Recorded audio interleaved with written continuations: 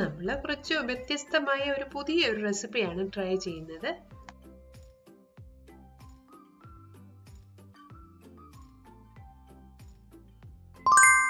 പാല് കൊണ്ടാണ് നമ്മൾ ഇത് തയ്യാറാക്കുന്നത്.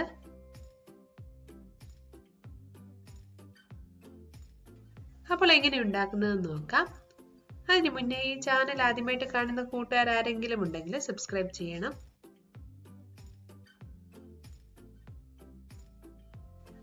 ആദ്യമായിട്ട് ചെറിയൊരു കപ്പ് ശർക്കര ഒന്ന് ചീകിയെടുക്കാം.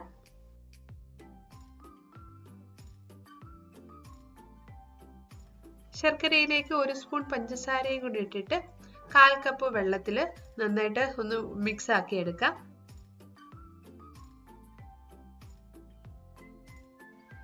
വെള്ളം ഒത്തിരി കൂടി പോകരുത്. ശർക്കര അരിയാൻ വേണ്ടിയുള്ള വെള്ളം മാത്രമാണ് നമ്മൾ ഒഴിച്ചത്.